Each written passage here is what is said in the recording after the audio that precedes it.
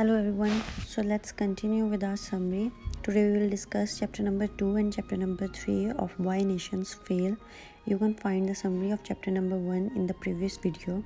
Chapter number 2 is titled as Theories That Don't Work, and this chapter is divided into 5 sections. The first section will be the lay of the land. The second section is about the geography hypothesis. The third section is about the culture hypothesis. The fourth section is about the religion, and the fifth section is about the ignorance hypothesis. So we'll discuss each of the section respectively. In the first section, the lay of the land, the authors describes the global income distribution. The authors claim that the world's richest countries are those that were industrialized in the 1700s. For example, the Britain, US, and most of the Western Europe. And then they say that the Asian countries that grew quickly in the 20th century, for example, Japan, Singapore, and South Korea, these are the world's richest countries. And they started an argument by saying the section, the lay of the land, which means that some countries are richest because of their land and some countries are poorest because of their land.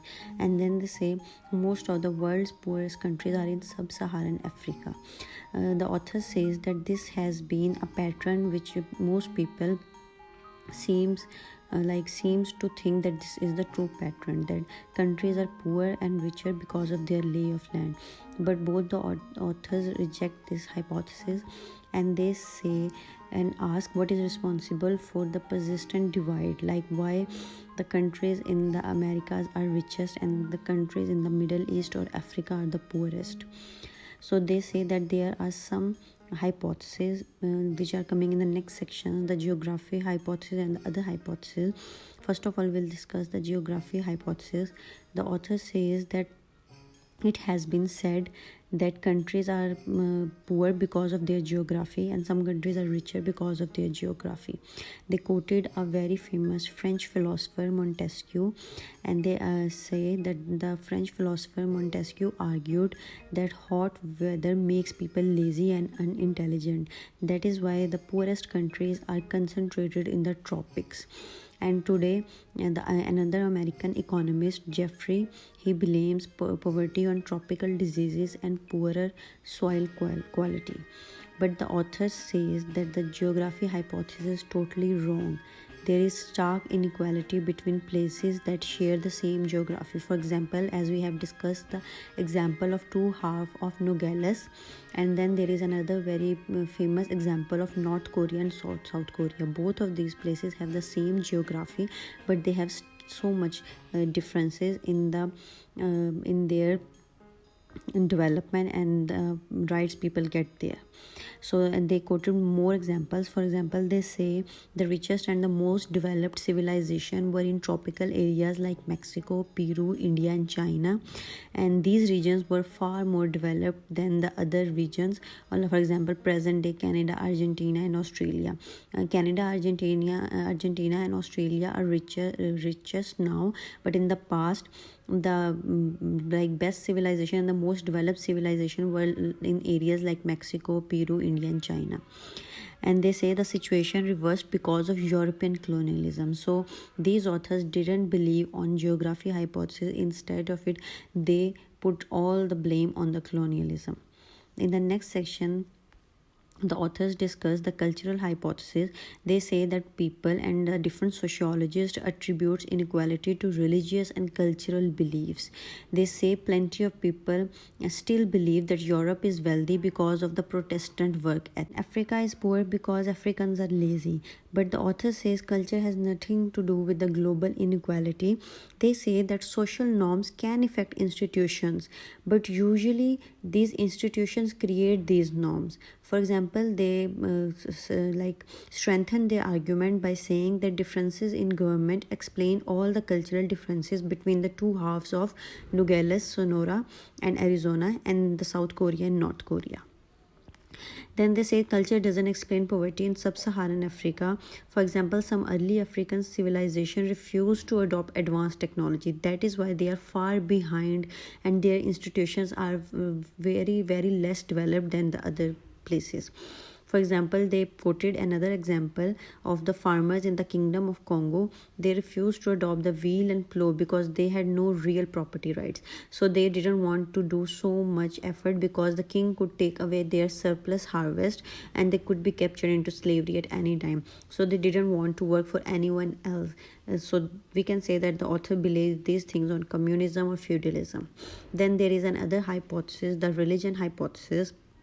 The author says that religion doesn't explain poverty or prosperity. Many sociologists and many social scientists have said and argued that Protestant culture explained prosperity in Europe. As far as I remember, the sociologist like Max Weber also says that the Europe is more developed because of the Protestant work ethic. But in this book, the author denied this hypothesis, and they say that the Catholic countries and the Protestant countries industrialized at the same time. Like we can say that Catholic countries industrialized a bit later than the Protestant countries, but they are just as rich today as the Protestant countries. So that is why many social scientists blame the Middle East poverty on Islam, but the author here claimed that the Middle Eastern poverty is not related to Islam. Most of the Middle Eastern countries are poor because they lived under the Ottomans and the English and the French, and all these three civilizations, and all of them are the authoritarian governments, and all of them stunted the Middle Eastern institutions economically. So this is the argument that the author synthesized. And in the last section, which is the ignorance hypothesis, the author says that many economists believe that poor countries' rulers just don't know how to govern well or create the conditions that free markets need to function effectively. So they say that people believe that leaders do this because they are ignorant. But the author also denied this hypothesis, and they say that ignorance doesn't explain very much of global inequality. For example, they quoted an example from Ghana. They say that the president of Ghana, whose name was President Kwame Nkrumah, he made many ignorant economic policies. For example, he built a mango canning factory in a region where mangoes doesn't grow. Nkrumah didn't make such decisions out of ignorance. He did so in order to win the political support from the key constituencies and also stay in power. So the authors tried to say that political leaders don't create highly unequal economic institutions because of ignorance.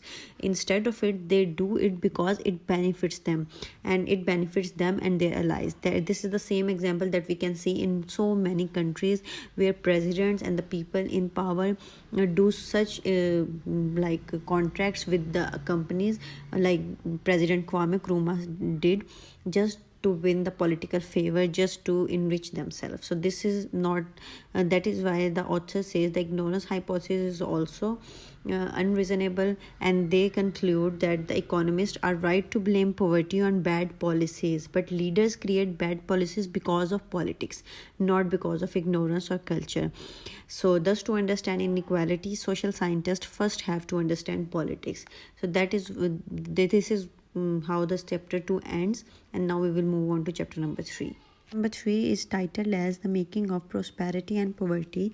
Following are the 4 main sections of this chapter: the economics of the 38th parallel, extractive and inclusive economic institutions, engines of prosperity, extractive and inclusive political institutions.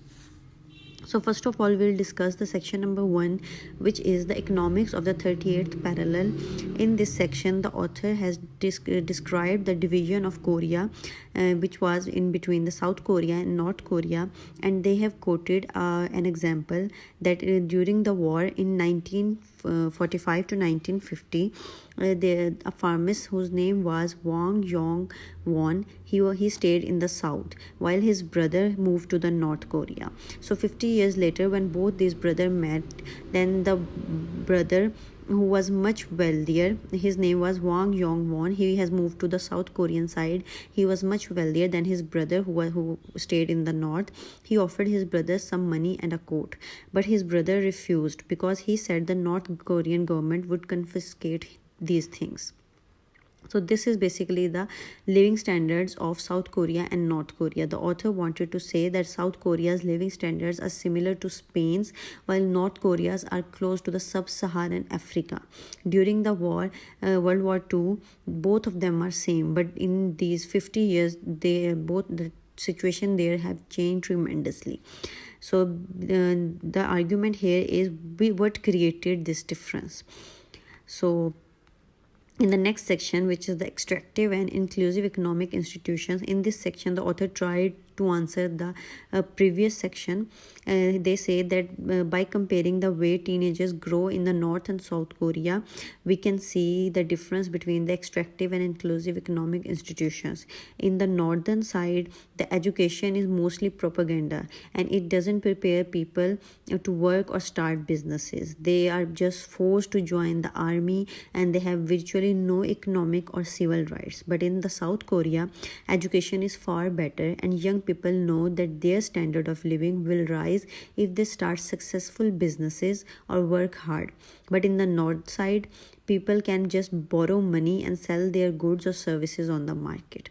So this is basically the difference between the South Korea's education system and the North Korea's education system. The South Korean education system is like the US education system, and it is based on the inclusive economic institutions. In the next thing, the author tried to compare the societies of North Korea and South Korea, and they say the societies of North Korea is like the colonial Latin America, and they have extremely extractive economic institutions. Instead of protecting the majority's economic right, these institutions focus on extracting wealth from the majority and shifting it to the elite. That is why the elites in the North Korea are far richer and other people are extremely poor.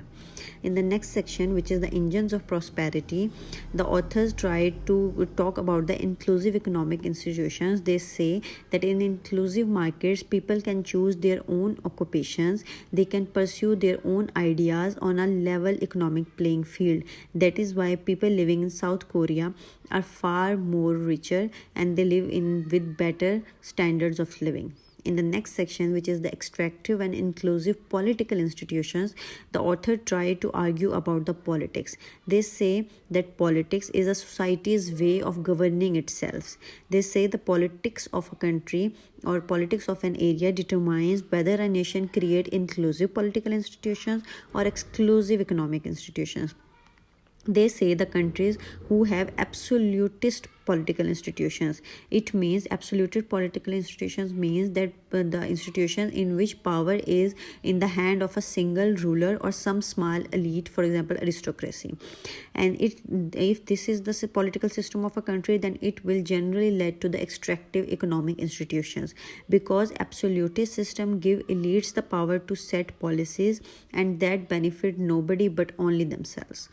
So they say, in contrast, the societies with pluralistic political institution means the political system in which the power is distributed more broadly and put constraint on its exercise. So if there is a pluralistic political institution, then the country tend to have an inclusive economic institution. That is why the state also need to be centralized and powerful enough to create these institutions. So they also quoted the example of Somalia, in which power is distributed so widely that the state can't enforce. The power should be divided, but it should be centralized in a state. If the power is in the hand of everyone, then it will just create anarchy. So the author is also against anarchy, and the author is also against absolutism. So in the end, the author tried to synthesize the argument and explain that the inclusive institutions led to more developed nations, and extractive institutions led to underdeveloped nations. In the next section, which is entitled as Why Not Always Choose Prosperity, the authors tried to give answers of all the previous sections. They say that some societies create inclusive institutions while most create extractive ones. So they say why every society doesn't create inclusive institutions. Because inclusive institutions led to success, but it is not necessary that the leader there or the one ruling there wants to create successful institutions. It may be the case that the elites there block the inclusive political institutions, and they generally oppose pluralism, because the pluralism creates like equality and decreases the power of elites, and the elites never wanted to be equal with the other people.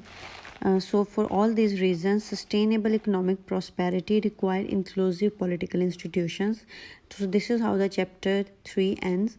Thank you so much for staying with us, and if you like this video, then do subscribe and share this video with other aspirants and other people who are interested in the summaries of such books. And if you have any suggestion, then do tell us in the comment section. Thank you.